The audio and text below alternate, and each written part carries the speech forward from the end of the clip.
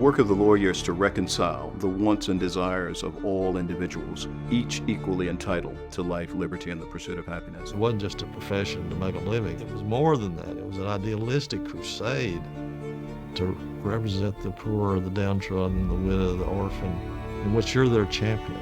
Someone who understands the power of the position, but who will take that power to the people we serve.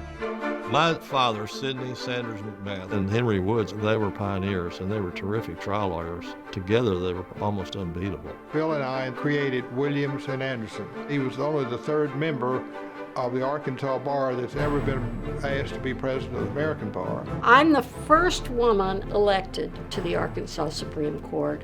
There's always going to be conflict. The question is, how are we going to resolve these matters? Scipio was a brilliant legal tactician. He was personally courageous.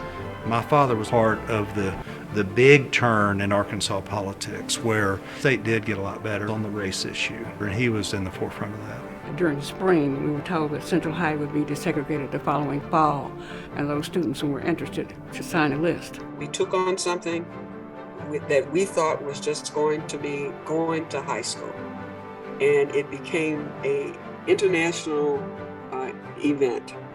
For Richard, there was no small case. That case was important and deserved every bit of his intellectual ability. President Clinton basically said, I want to do something different.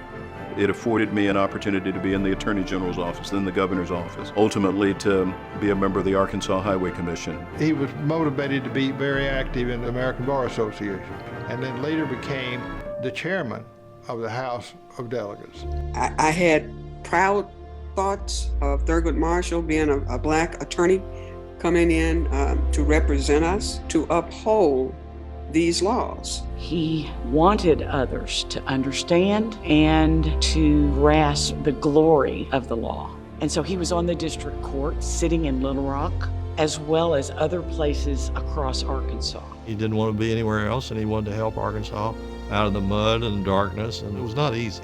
His personal courage is why he should be honored. I don't know of another contemporary during his 60 years of practice who comes as close to the ideals of this organization. I think the biggest legacy is who he was, his character, his magnificence as a great human being, a man of action who has ideals and courage.